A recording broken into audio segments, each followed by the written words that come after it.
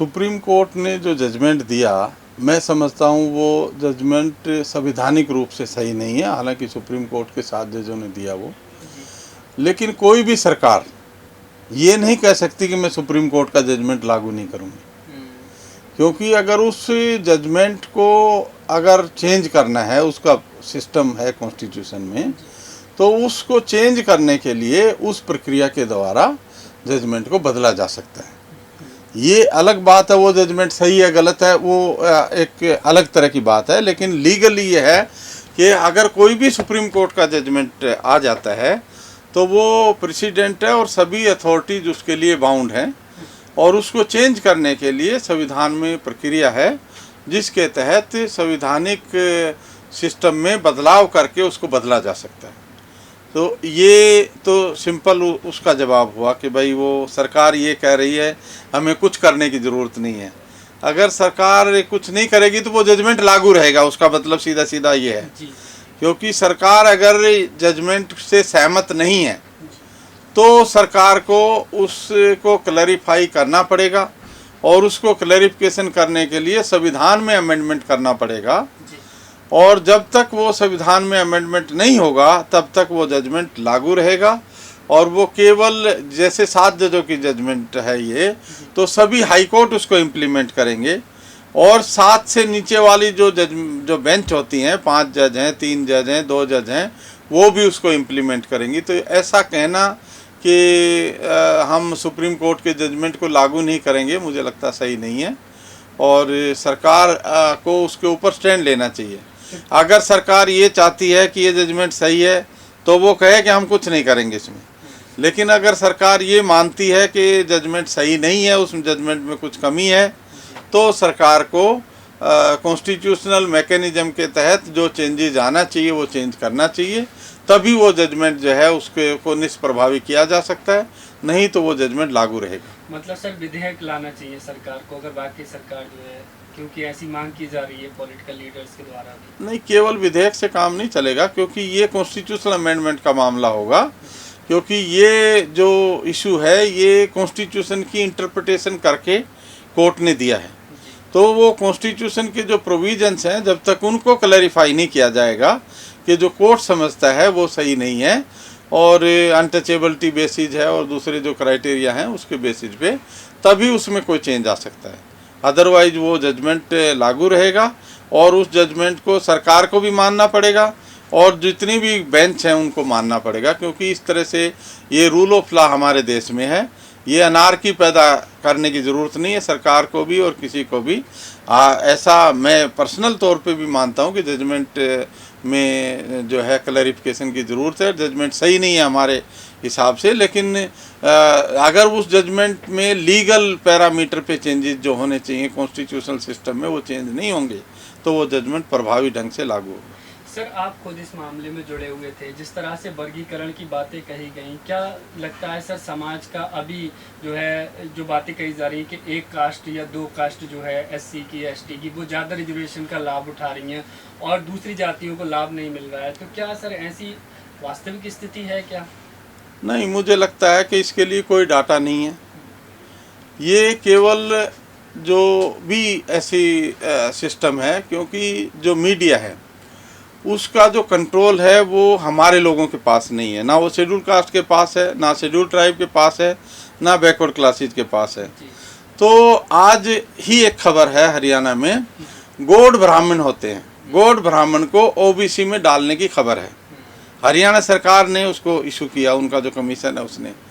तो जो डिस्क्रिमिनेशन जो करने वाले वो तो गौड़ ब्राह्मण ही है, तो उनको आप रिजर्वेशन दे रहे हो OBC में, जो OBC वाले उनका वर्गीकरण करके उनको पीछे धकेल रहे हो, उनको A कैटेगरी में मिल रहा है।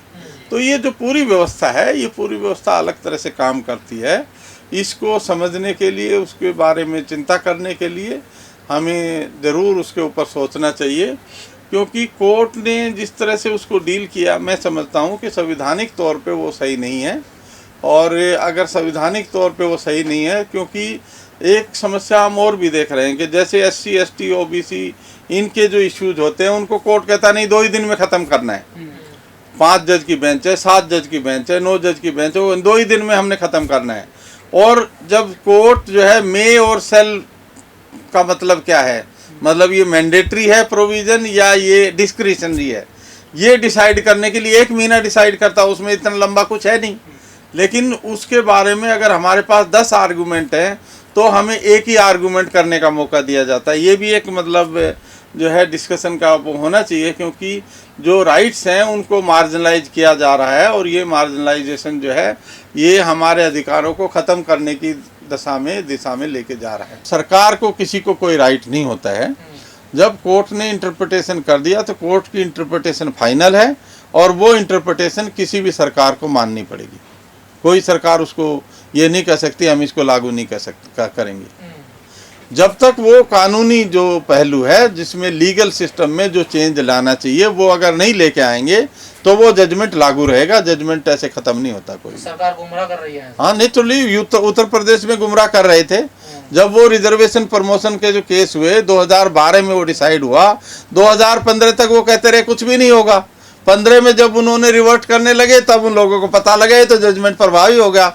वही काम इसमें होगा, क्योंकि ये ऐसे नहीं चलता है। ये सारा सिस्टम वो बहुत प्लान करके ताकि आपका आंदोलन खड़ा ना हो जाए, इसलिए तुरंत कैबिनेट में उन्होंने इस तरह का विचार रखा और वो उसका जो भी बता रहे हैं पब्लिक में, मैंने तो उसको नहीं सुना है, लेकिन अगर वो ऐसा बता रहे हैं तो उसका कोई मतलब नहीं है। क्योंकि जब तक वो कानून, जैसे खड़गे साहब का मैंने वो सुना स्टेटमेंट, तो खड़गे साहब ने कहा था जब तक वो कानूनी कुछ बदलाव नहीं लाएंगे तब तक कैसे चलेगा। पार्लियामेंट थी तो उनको लाना चाहिए था। इसलिए ऐसा नहीं है कि उनको पता नहीं है। जो पॉलिटिक्स करने वाले लोग हैं उनको वकीलों से भी ज़्यादा जानकारी होती है, क्योंकि इससे एक एक वोट कीमती है और वोट इसी से डिटरमाइन होते हैं। वोट किसी और पैरामीटर से पता नहीं लगते हैं।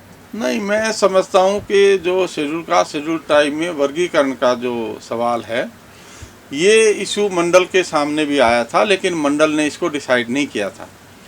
और मंडल के जजमेंट के पैराग्राफ को रिलाई करके जो ईवी चिनैया का जजमेंट था उसमें 3 जजों ने जजमेंट लिखा था और तीनों जजों ने जो मंडल के जजमेंट है उसके पैराग्राफ को रिलाई किया था।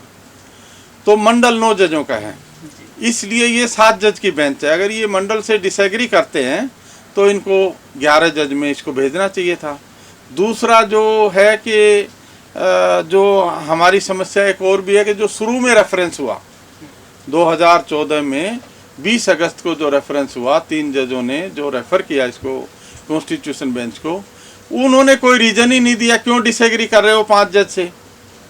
क्योंकि संविधानिक तौर पे जो डिसेंटिंग जजमेंट है जस्टिस बेला एम त्रिवेदी जी का, वो बहुत ही क्लियर मतलब जजमेंट है। हम भी नहीं समझते थे कि वो उस ग्राउंड का उसको भी ग्राउंड उठा पाएंगी, लेकिन उन्होंने उस ग्राउंड को भी उठाया। बहुत बड़ा सब्जेक्ट है कि कोई सुप्रीम कोर्ट के 3 जज वो अगर वो डिसएग्री कर रहे हैं 5 जजों से तो उनको रीज़न देना चाहिए क्यों डिसएग्री कर रहे हैं। लेकिन उन्होंने उसको 5 जज में भेज दिया 3 जजेज ने और कोई रीज़न नहीं दिया। तो इस तरह से रेफरेंस तो जो SC/ST के बारे में जो रिजर्वेशन प्रमोशन के अमेंडमेंट हुए 95 में अमेंडमेंट हुआ 77 और उसके बाद 81, 82 और 85 3 अमेंडमेंट हुए 2000-2001 में। तो ये जो 3 अमेंडमेंट और 4 अमेंडमेंट की वैलिडिटी टेस्ट हुई 2006 में, लेकिन आज 29 साल हो गए हैं। ज़्यादातर प्रदेशों में इंक्लूडिंग उत्तर प्रदेश में वो रिजर्वेशन प्रमोशन लागू नहीं है, जो 1/3 इंडिया है उत्तर प्रदेश। तो आप केवल उनको कैटेगराइज करेंगे, उनके अधिकारों के लिए चर्चा नहीं करेंगे, मैं समझता हूँ ये गलत है। कोर्ट का काम केवल उनको उनका अधिकार जो है उसको डिनाई करने के प्रोसेस को प्रभावी करना ही नहीं है। कोर्ट को उनके जो राइट्स हैं उनको अनफोर्स करना चाहिए। क्योंकि बहुत बड़े पैमाने पे आज हम ये देख रहे हैं कि बहुत ज़्यादा लोग प्रभावित हो रहे हैं। और उत्तराखंड में सरकार ने सब पोस्ट जनरल से भर दी, छत्तीसगढ़ में सब पोस्ट जनरल से भर दी, मध्य प्रदेश में ऐसा हुआ, राजस्थान में ये 85th अमेंडमेंट और 77th लागू है। लेकिन वहाँ ऐसा है कि एक आदमी शेड्यूल ट्राइब था, उससे 6 साल बाद नौकरी में आने वाले आदमी को तो प्रमोशन दे दिया, लेकिन वो शेड्यूल ट्राइब कैंडिडेट जो है उसको प्रमोट नहीं किया कि ये आगे नहीं जा सकता। क्यों नहीं जा सकता? तो ये जो पूरी व्यवस्था है ये पूरी व्यवस्था केवल हमारे अधिकारों का हनन करने का काम कर रही है।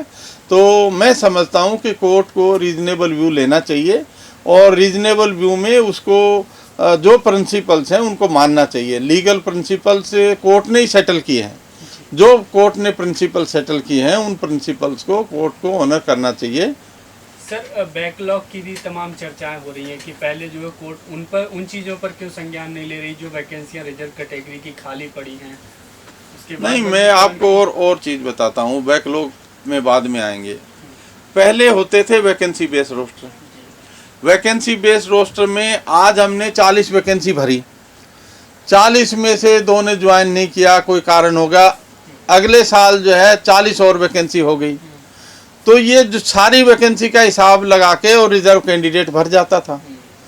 मतलब कोर्ट ने एक प्रिंसिपल बनाया कि पोस्ट बेस्ड रोस्टर होगा।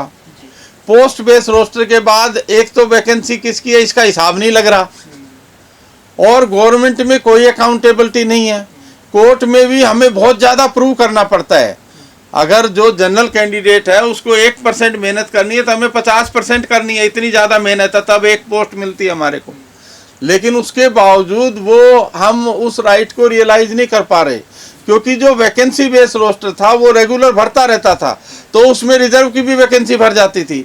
अब आज हम देख रहे हैं, बहुत सारी जगह हम देख रहे हैं, जो EWS की रिजर्वेशन है वो 10% है, लेकिन EWS की भी उतनी वैकेंसी होती है, शेड्यूल कास्ट की भी उतनी है, जबकि शेड्यूल कास्ट का 16.8 शायद उन्होंने गवर्नमेंट ने नोटिफाई करके 15 से चेंज कर दिया है, और शेड्यूल ट्राइब का 8.6% हो गया।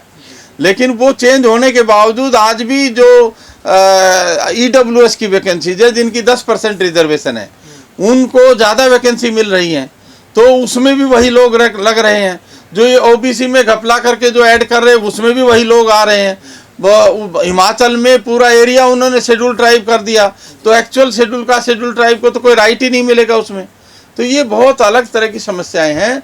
इन समस्याओं को प्रभावी ढंग से निपटने के लिए हमारा एक पॉलिटिकल प्रोग्राम होना चाहिए, और जब तक पॉलिटिकल प्रोग्राम नहीं होगा, क्योंकि ये अधिकार बाबा साहब डॉक्टर अम्बेडकर ने बिना किसी संघर्ष के दिए, इसलिए हमारे समाज के जो आदमी हैं वो ये समझते हैं कि हमें संघर्ष करने की ज़रूरत नहीं है, क्योंकि जो भी आज ब्राह्मण इतना जो है सक्षम है उसके बावजूद उसका आंदोलन चल रहा है, और हमारे जो लोग हैं वो खा के सो जाते हैं। तो खा के सोएंगे तो उनके बच्चों को कैसे अधिकार मिलेंगे।